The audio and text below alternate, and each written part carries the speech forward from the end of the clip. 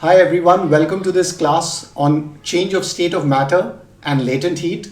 So we are going to be looking at this very important concepts of how matter can change its state. So how can the change of state occur, and the important concept of latent heat. And I'm going to make the concepts really easy for you. So I'm pretty sure after you watch this class, you'll be clear about these concepts. So good evening. Hi everyone. I see a lot of folks are out here. So hi Binita, hi Srinivas, hi Manoj Kumar, hi, good evening everyone. And guys, if you haven't hit the like button, do hit the like button right now and do share this class with your friends. They can also watch this class. And if you haven't subscribed to our channel Manocha Academy, hit the subscribe button right now. And don't forget to click on the notification bell so that you're notified about new videos. So hi Kimberly. Hi Rajni, hi everyone. And guys, as you know, I have this website manochaacademy.com, so where we put courses for you on physics, chemistry and maths. So do check out this website, and we have the physics CBSE class 9 and physics CBSE class 10 course, and we are also soon going to be launching the ICSE class 9 physics course. So hopefully that's going to be launched by today or by tomorrow. So do check it out if you're in the ICSE boards. And these courses, we have a lot of big discounts going on. So take advantage of that. You have interactive videos in these courses, quizzes and questions for you to practice. And I'm confident that once you go through these courses, you'll be really clear on the concepts. Hi everyone. Hi Venkat. Hi Yash. Hi. So sorry if I'm not able to take everyone's name. Let's go ahead and begin with our class. So as you guys must be knowing, right, there are different states of matter, and the three important ones are solid, liquid and gas. And guys, if you haven't watched the video on states of matter, you can watch my video. I have a video on solid, liquid, gas, and there's also a video on the characteristics of particles of matter. So do check it out. But in this video, we'll be looking at how we can change the state of matter. So how we can go from solid to liquid or to gas, right? And these states of matter, as you can see, are classified based on their physical properties, not chemical properties. So solid, liquid, gas classification is based on physical properties. So guys, can you tell me, so this is the important question, that how can we change the state of matter? So let's say we want to go from solid to liquid, or let's say we want to go from liquid to gas, or maybe from gas to liquid. So what is the way that we can change the state of matter? So very good. I see some of you are writing heating or cooling, or by heating, right? Melting it, heating it. So melting is the term here, but what are we doing? That's right. So we are heating or cooling the substance, right? So can we say that we are changing the temperature? So one way is to, so if we categorize it, we can say by changing the temperature, right? So all of you know, by heating or by cooling, we can change the state of matter. So we can say by changing the temperature. Very good. Guys, is there any other way? So is there a second way to change the state of matter? So one way is just changing the temperature.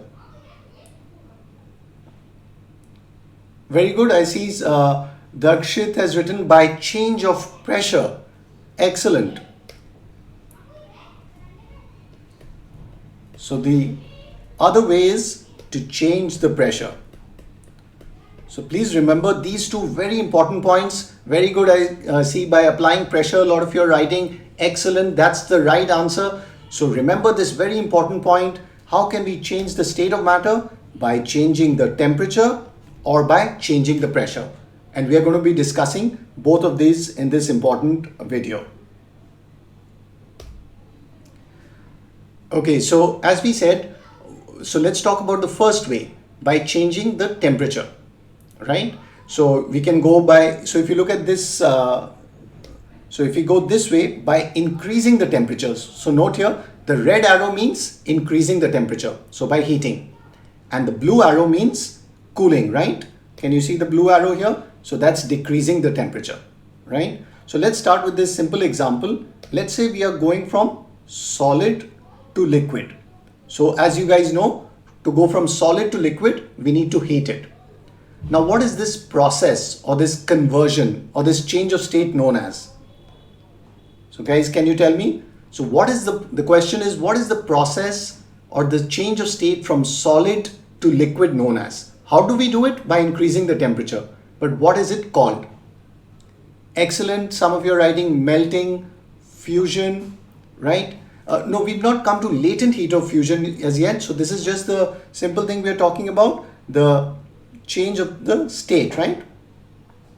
So the process is known as fusion, or another term is melting, right?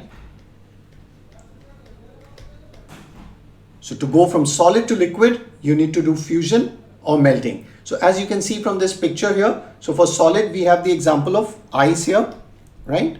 And liquid is water. And guys, can you see the gas over here? So that's steam or water vapor, right? Okay. So as you know, so to go from ice to water, if you take that example of solid to liquid, the process is known as fusion or melting, or for any substance, right? So going from solid to liquid is fusion. Now, can you tell me what is the process from going from a liquid to a gas known as? Okay. So we're looking at this this process here. So let's say we want to convert the liquid to a gas. So if you consider the example, we want to convert water to steam. So guys, can you tell me what is this known as? Excellent. Some of you are writing vaporization, boiling. Some of you are writing evaporation. Be careful. Evaporation is not the correct answer here. Evaporation is a separate topic which we'll not talk about in this video. I actually have a video on that, so you can check that. This process is known as vaporization. So vaporization, or also some of you have written known as boiling, but the more common term is vaporization. So guys, going from liquid to gas is called vaporization or boiling. Note, don't write evaporation here. That's not the correct answer. And I'll try to talk a little bit why later in the video. So please remember these important terms. Now let's look at the opposite thing. So let's say we have reached the gas state, let's say steam, right, or water vapor, and now we are decreasing the temperature. Okay, and we are coming back. So we know that by doing cooling, we can go from gas to liquid or steam to water. So guys, can you tell me what should I write here on the blue arrow? So what is this known as? Okay, so can you tell me from gas to liquid, what is it known as? Excellent, superb. I see a lot of right answers here. So you are saying the correct answer is condensation. That's absolutely right. So going from gas to liquid, the right answer is condensation. You guys rock. That's the absolutely right answer. Now let's take a look at going from, let's say we are at water and we are converting to ice here, right? So going from liquid to solid. So what is this known as? And note, you might find different terms in different books. Okay, so I'm using the most commonly used term. So yes, some of you might find your book having a different terminology. So it's fine, you can use that. But this is the most common terms that we are talking about. So what should I write here? So some of you are saying solidification, some of you are saying freezing, right? Okay, absolutely right. So this one is known as solidification or freezing. Okay, so please remember these important terms, and as I said, you might find different terms in your in different textbooks. Okay, so excellent. Please remember this important chart, and you can copy it down after the class or take a screenshot, right? So this is very important to know these terms. Okay, now let's talk about melting, or what we called as fusion, right? So as we saw in melting or fusion, we are going from ice to water, right? So that's an example. So going from solid to liquid. So when you're doing melting, you're heating it. And there's this important term here known as melting point. What is the definition of melting point? The temperature at which a solid substance melts and changes into a liquid at atmospheric pressure. Okay, so this all of us understand, the temperature at which the solid changes into liquid. And as we discussed, you can change the state by changing the temperature or pressure. So it's important here to specify that we are doing the experiment at 1 atmospheric pressure. or at the normal pressure. So all of you right now are experiencing the normal atmospheric pressure. So we've specified that, and we are saying if we consider the pressure as 1 atmosphere, at what temperature will it melt? So let's consider this example. So what do you think at 1 atmosphere? So here's our question. What is the melting point of ice? So at what temperature does it melt? Can you guys tell me? So good, I'm seeing some answers here. Right? So what is the melting point of ice based on this definition that you see here? So 0 degrees Celsius, very good, right? So I think all of you know that the melting point of ice is 0 degree Celsius, okay? And I see some of you are writing the answer in Kelvin, very good. So as you may know, that temperature, there are 2 important units. Actually, there's Fahrenheit also. So, but the important ones are degree centigrade, right? So you have degree Fahrenheit, and please remember Kelvin, don't write the degree, you just write capital K, okay? And how do we convert from centigrade to Kelvin? So what's the conversion? You add 273, okay? So, or it's actually 273.15 or 273.16, but we'll just roughly say we add 273. So this is the melting point of ice, 0 degree centigrade or 273 Kelvin. Excellent. That's the correct answer. You guys got it right. Very good. Remember that value. Okay. So now let's visualize this melting thing based on the, so here we were just showing the ice and water picture to you, right? But now if you take a look, we are now looking at its molecular structure. So let's take a closer look what's happening here. So the temperature we know at the melting point, it's changing from a, so as you can see here, from a solid to a liquid. Okay. And guys, can you see in the solid, can you see that all the particles are tightly packed? Okay. So you know that in a solid, the particles are tightly packed and they are just vibrating about their mean position, right? They have less kinetic energy, there's strong force of attraction. But if you compare it with a liquid, right? Can you see? So here we can say the particles are very tightly packed here. And here they are more loosely packed. Can you see that? So they are more loosely packed and they are moving with more kinetic energy, right? So what are we doing when converting from a solid where you have all these tightly packed particles to a liquid? Basically, you are using the heat energy to overcome the strong forces of attraction. Very good. Somebody saying intermolecular forces of attraction. Absolutely right. So we are overcoming the forces of attraction using the heat energy, right? And that's how we cause the solid to change to a liquid state. So look at this visualization. This is very important for you to understand at a particle level what's happening, right? So the solid here, can you see the tightly packed particles are on heating, changing into a liquid where they are more loosely packed and they have more kinetic energy. They are moving more freely. Okay, so very good. And as you know, the solid which had a fixed shape and volume, it loses that fixed shape in a liquid. And so we need to use a container to store it. So it takes the shape of the container, but the volume is remaining the same here, right? So excellent.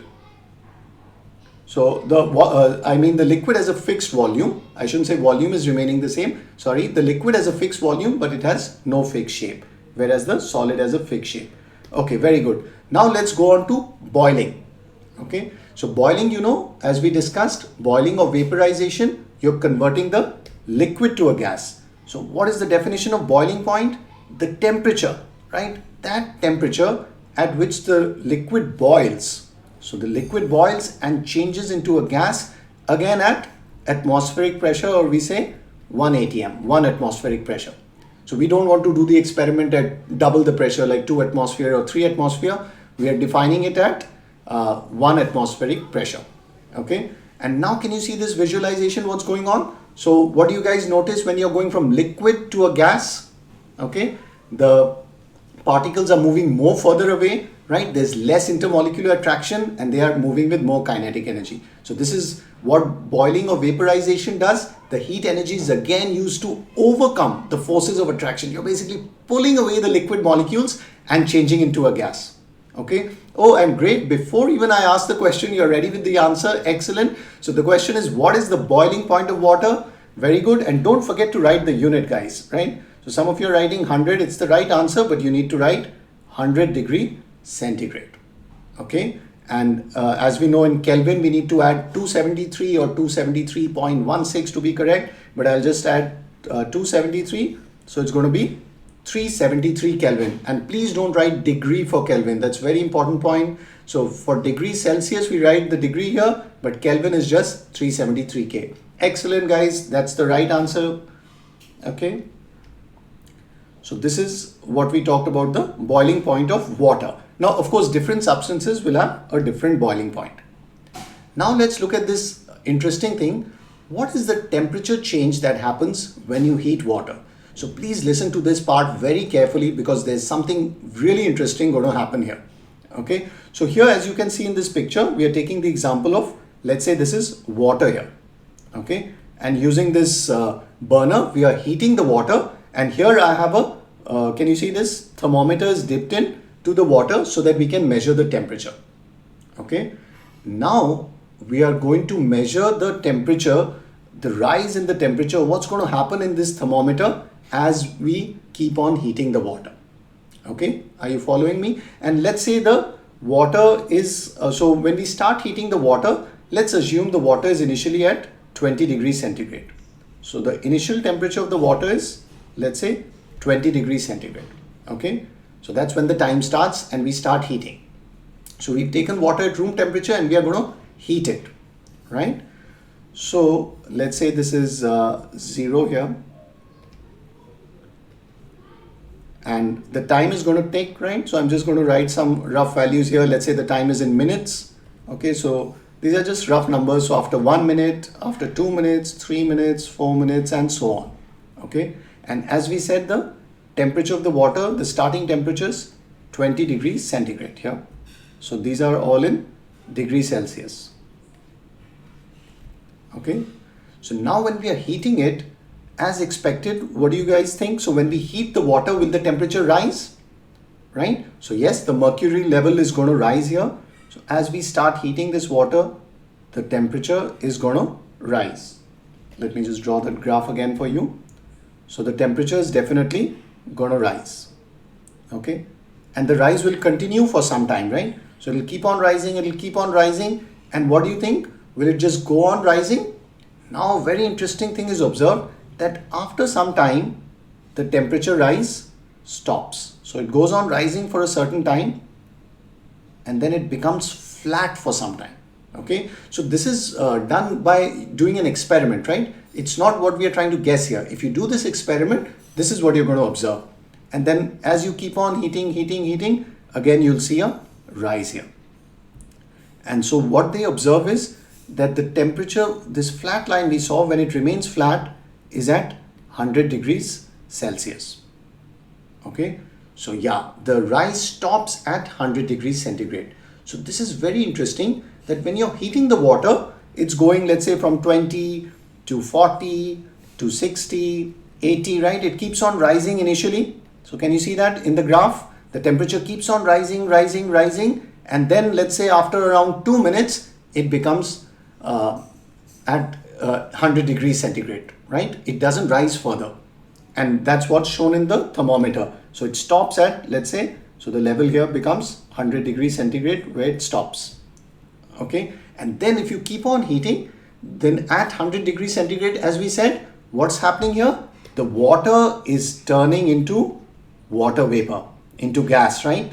Or what we call steam. So the water, the liquid is changing into gas at 100 degrees centigrade. So we can say over here that the change of state, okay? So the change of state is happening here.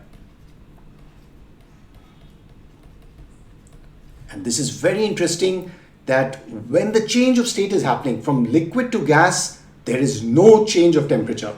So if there's one thing you want to remember from this class, this is the most important thing, that during change of state, there is no change in temperature. Can you see that? The flat line. And once the change of state happens, so once it entirely changes to steam, right?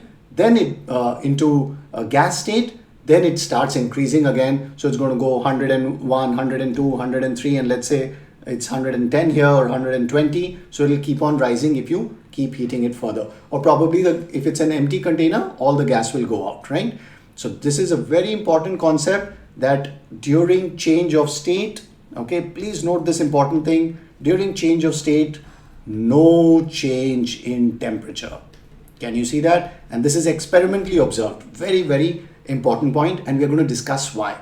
So very interesting. Yeah, I know some of you are asking, why is this happening? So let's try to understand why. Okay, so the key thing, the key term here is called, that's right, it's called latent heat. Some of you are writing. So let's first understand what is water, what is the heat doing when it's going from 20 to 100. Okay, so in this part, when you're heating it, it's basically increasing the kinetic energy of the molecules. So in this part, all the heat is being used. So heat is used to increase the kinetic energy. All right, KE for short. So increase the kinetic energy of the particles. They're moving faster and faster, and the temperature measures the average kinetic energy.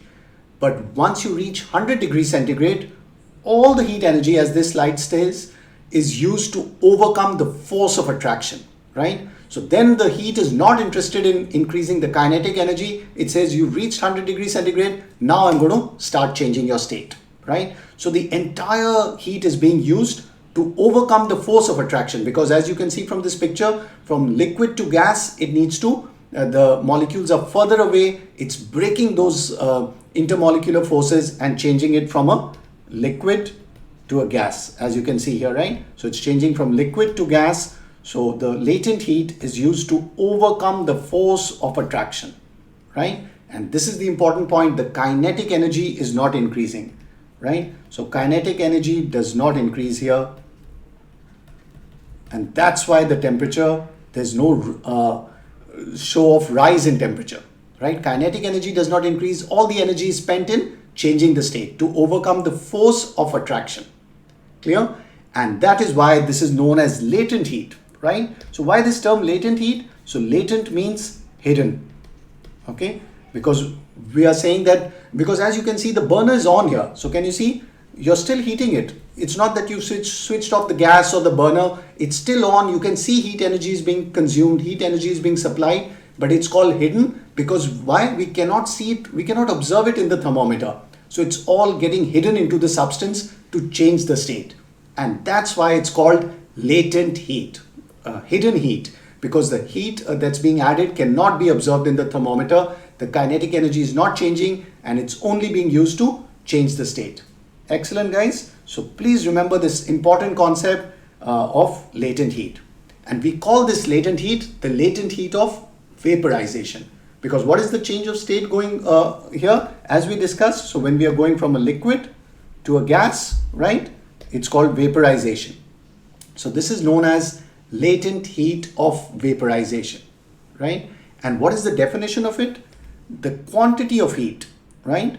That is used to convert 1 kg. So we are saying that because obviously if you take more water, you need more heat. So we are fixing it to a unit mass, right? And the SI unit is kg. So we are saying unit mass, that means 1 kg if we take, and we need to convert it from liquid to gas, right? Can you see that it's written here? So converting to liquid to gas without any change in temperature, because during change of state, there's no change of temperature. So without any change of temperature, how much heat is needed? And that is called latent heat of vaporization. And in some books, you might also find this term written as specific latent heat of vaporization. So specific latent heat, okay, of vaporization. So it depends on what book you're using. So these are the terms, right? So, and it's given a definition. Now one question is, do you know what is the value for water? So what does this mean? That guys, if you take 1 kg of water, how much heat energy, right, is required to convert from liquid to gas? And we know this is all happening at 100 degrees centigrade, right? 100 degrees Celsius. Okay. So guys, do you know what is the value for water here? So how much latent heat is needed? And you know what is the unit of heat energy, right? Excellent. I see that Some of you are writing the correct answer. So what is the unit of, so here the value is 100 degrees centigrade is the temperature, but I am asking what is the latent heat of vaporization or the specific latent heat? Because what is its definition? The amount of energy needed to convert 1 kg from liquid to gas. Okay, so yeah, it's measured in joules or kilojoules. So the value is 2260 approximately, again, kilojoule per kg. Why we say per kg? Because we are taking 1 kg. So obviously if you take 2 kgs, you need to multiply this value by 2. So the unit is defined as kilojoule per kg, or this you can write it as 2260 into 10 to the power 3 joule per kg, right? Kilojoule is 1000 joules. Okay, so guys, can you see that? So you need to remember this value. Yeah, in some books you might find a little different value, but this is the rough average value for changing the liquid from water to gas. And this is the amount of energy that's needed. Okay, so it's useful to know this value. Okay, very good. So guys, here I want to ask you, what do you expect? We discussed of the simple example of water, right? Because you know that when you're, let's say, making tea, right, you boil water. So this process we are familiar with, right? Changing liquid to gas, and you can, if you do this experiment with the thermometer, that's what we observe, right? So as we discussed, we observe this graph here. Now the interesting question is, what do you think is going to happen when we heat ice? So let's say we take ice here. So guys, can you see this ice over here? So this is the ice here. And same thing, when we heat it, will we get a similar graph like this or no? What do you guys think? So my question is, we saw this graph with the familiar example of liquid to water, to gas, right? And now if we start heating ice, okay? So what do you think we're going to observe here? And let's say the ice we've taken out is initially it's at minus 10 degrees centigrade, okay? So let's say this ice is at minus 10 degrees Celsius, okay? So again, we can say the time is in minutes, and so these are of course just rough numbers. Let's say we have 5 minutes here, and so this starting point is at minus 10 here. So this is minus 10, there's a 0, right?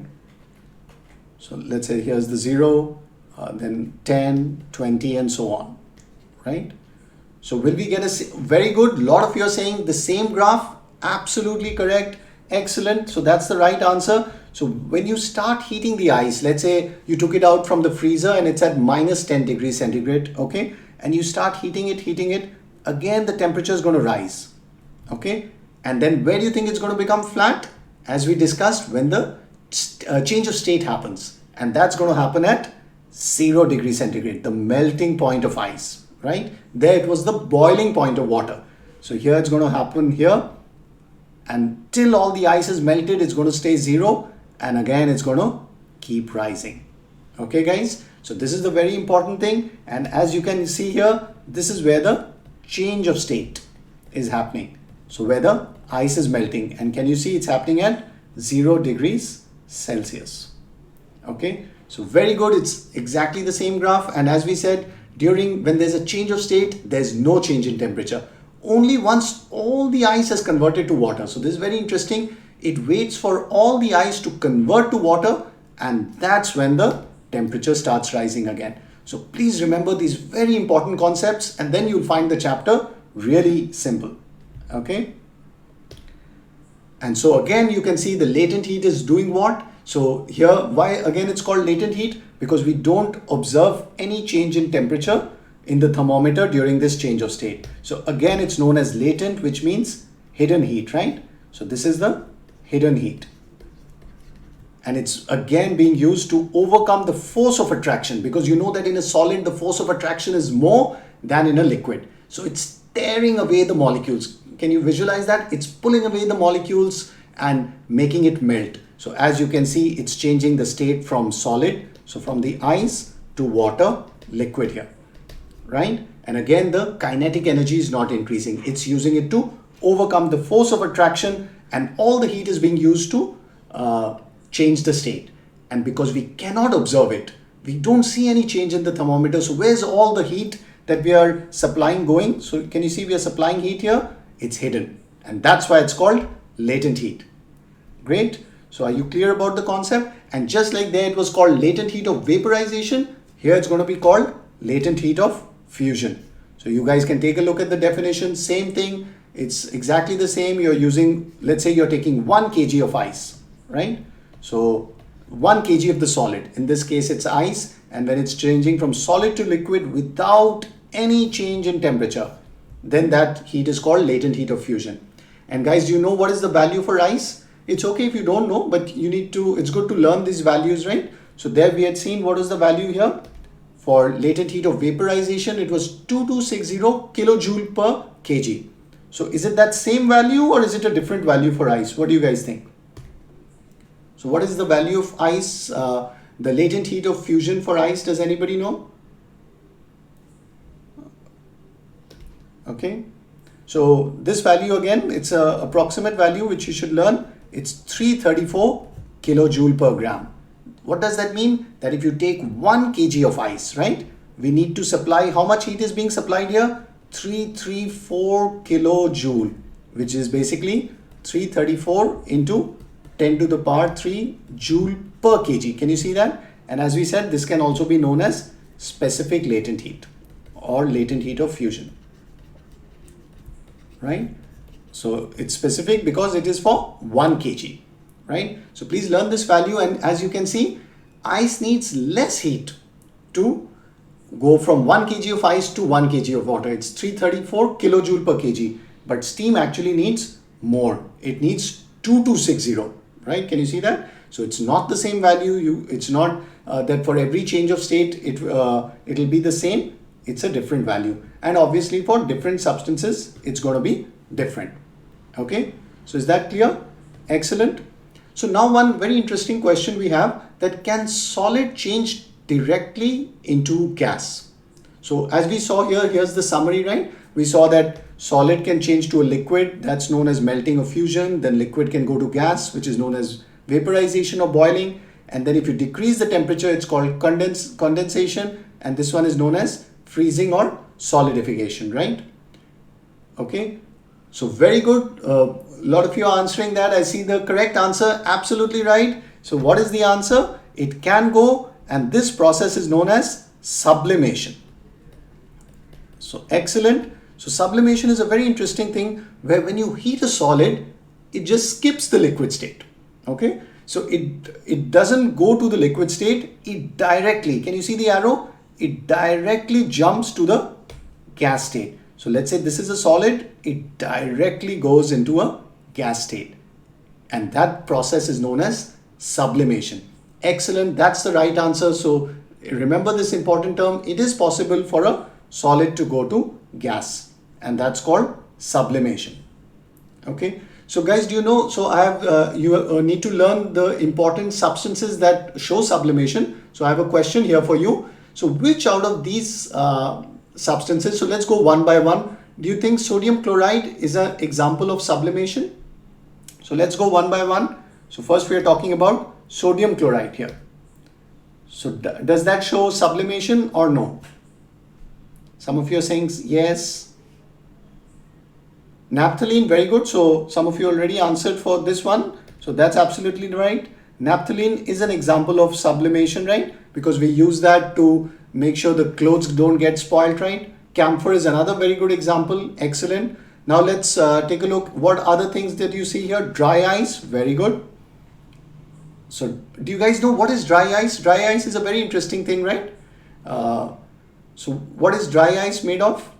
Camphor, very good. I'll add that to the list also. So you guys have given another example here. Excellent. So camphor shows sublimation.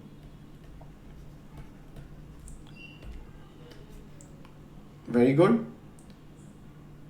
And dry ice is carbon dioxide. Very good. Or we normally call it solid carbon dioxide, because it is solidified form of carbon dioxide. So just like we freeze water to get ice, if you take carbon dioxide gas and freeze it to make it a solid, it's called dry ice. Now why is it called dry ice? Because when it sublimes, okay, so when dry ice changes, so look here, so let's say this is dry ice, which is solid carbon dioxide. So when it changes, or when it sublimes here, it directly changes to carbon dioxide gas. it skips the liquid state. So it doesn't melt. It directly becomes the gas, and that's why it's called dry ice, because it doesn't cause any wetness, right? So it doesn't go through the liquid state. Okay, so dry ice is an excellent example. What other things here, guys, do you know? Okay, so iodine is also an example, right? And ammonium chloride. Okay, so what is not an example here? So don't confuse. So sodium chloride is not an example of a substance that sublimes, and chlorine is also not an example. So chlorine gas is not, right? So for example, if you take sodium chloride, ammonium chloride, the sublimation can be used to separate these two salts. You know that sodium chloride is the salt that we eat. Ammonium chloride is also another salt. And so we can use the process of sublimation to separate them, because ammonium chloride will sublime, but not sodium chloride. Okay, so remember that can be used as a useful way to separate these guys. So it's good to know a list of all the substances that sublime. Okay, excellent. Now one interesting question is the reverse also possible? So can it go from gas to solid, right? So if you heat dry ice, it becomes carbon dioxide. So can we go from gas to solid? So can we do this, right? So is this possible, and what is this known as? So can a gas directly change back to a solid? So a lot of you are saying yes. And so what is that process known as? So we know the process below is called sublimation, right? So going from solid to gas. So what is going from gas to solid known as? So what do you think, guys? Yes, it's possible, and the process is known as, again, the same name, sublimation. Again, you might find some different terms in different books, right? But usually this is a little confusing, because we say going from solid to gas is called sublimation, and the reverse is also called sublimation. So the carbon dioxide, for example, can be converted into the solid, or if any substances that can be converted from a gas to a solid directly, that process is also known as sublimation. So here's the entire summary that you can see here, right? So we did from solid to liquid, that was called melting or fusion. Then we had boiling or vaporization, then condensation here, and then freezing or solidification, right? Solidification was liquid to solid, and then we have these important things going from solid to gas or gas to solid is sublimation. So please remember this important summary. I put it there for you, and you can see that visualization of the molecules, right? In the solid, can you see they're all tightly packed, and when you heat it, they become less tightly packed. It changes into a liquid and then into a gas. Okay, so is that clear, right? So please remember this really important summary. And remember, in the initial part of the class we talked about, so one way is to change the temperature, right? And the second way is to change the state using change of pressure. Okay, so this is one important thing that we sometimes forget, right? So one important way is to change the temperature. The other way is using change of pressure, right? So guys, can you give me an example of a substance that shows change of pressure?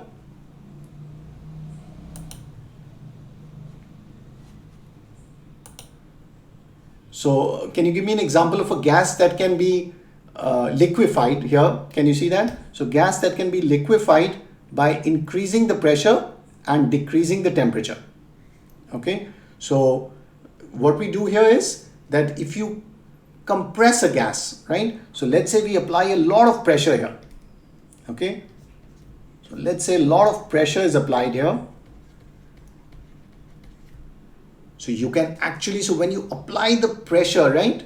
So when you're applying pressure, you're basically getting the molecules closer and closer to each other. So can you see in the gas here, the molecules are further away. But in the liquid here, you can see that the molecules are much closer to each other. So by applying pressure, we are getting the molecules closer to each other, so we can cause a change of state. And sometimes we also, so excellent, I'm seeing a lot of good answers here. People are saying LPG, CNG, carbon dioxide, right? Ammonia is another good example. So excellent. So yes, we can apply this for many things. For example, you have the LPG gas, the CNG, and ammonia is another good example of something that can be, ammonia can easily be compressed, right, into the liquid form by applying pressure. And we also decrease the temperature so that we don't have to apply too much pressure, right? So both factors are helping in changing the state. And we call this process known as compress and cool, right? So you're compressing the gas and cooling it. So both the things, you can see that when you apply pressure, you're getting the molecules closer to each other. So the state is changing from gas to liquid, and also cooling is bringing the molecules closer to each other, right? So that's how we change it. Very good. And some of you are saying that's how we get liquid nitrogen, liquid air. Excellent. That's the right concept. So we to liquefy gases, we don't just decrease the temperature, we also apply pressure so that we can easily liquefy them. Absolutely right. And this pressure is tremendous, right? We are living at 1 atmospheric pressure, but we are applying a huge amount of pressure to compress the gas, to liquefy the gas here. Okay, excellent. So guys, I have an interesting question here for you, that if we compare 10 gram of boiling water and at 100 degrees centigrade and 10 gram of steam at 100 degrees centigrade, which one do you think has more energy? Okay, so is it water, steam, both the same, or you can't say, right? It could be either. So do let me know your answer by putting it in the comments below. Okay, so I look forward to reading your comments and I'll reply to them as soon as possible. So take a look at this interesting question based on what we've learned. So if you compare 10 gram of boiling water at 100 degrees centigrade, so note here, both at the same temperature. So 10 gram of boiling water and 10 gram of steam, which one has more energy? So which one, if it has more energy, that guy is going to be more dangerous, right? Because if it has more energy, it can cause more burns. Okay, so I see some answers here. Good, but I'm not going to tell you the answer. I want all of you to try it yourself, right? And go back and look at what we've learned here, the concepts, and you can even check your textbook. So try to answer this very important question. It's a very common question of which guy is more dangerous, because they are both at the same temperature. Is it boiling water or is it steam? And it's based on the concept of which one has more energy. So do write your answer in the comments below, and I have more videos on matter for you to watch. So do check out these videos. So there's a very interesting video on characteristics of particles of matter. Okay, so which goes into the details of particles of matter, the process of diffusion, and all those important details regarding that, right? Regarding matter at a particle level. And then we have this video on the states of matter, so solid, liquid, gas. This video is more focused on changing the state, right? Going from solid to liquid, how do you go from liquid to gas or solid to gas, right? But the basics of states of matter is very important, so do check it out. And then I have this really interesting video, you must watch it, on evaporation and boiling. I'm sure you'll enjoy that, right? So in addition to this lesson, do go ahead and check out these videos. I'll try to put the links below, or you can simply search with these names and Manocha Academy, and I'm sure you'll find these videos really interesting and useful. Okay, and as I said, do check out our website manochaacademy.com. So we are going to be launching the ICSE Physics Class 9 course, so we are very excited for that. So we'll be launching it hopefully today or by tomorrow. And we also have the Physics CBSE Class 9 full course and the Class 10 course, and soon we are going to be launching the chemistry and maths courses. So thanks a lot for your support, and I do look forward to reading your comments on the question I asked. So do let me know your answer, and your homework is also to check out more videos like this. So I hope you found this really important lesson useful on the changes of states of matter, and do take a look at our website.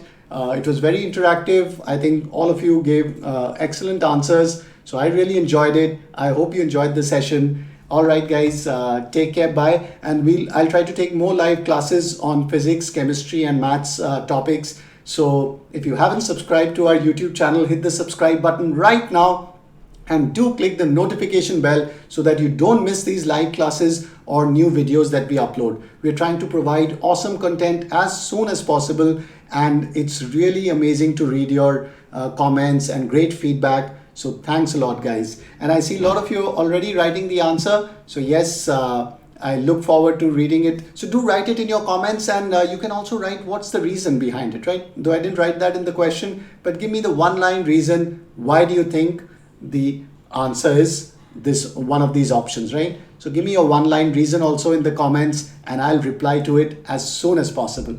All right, guys, take care. Thanks. Bye bye.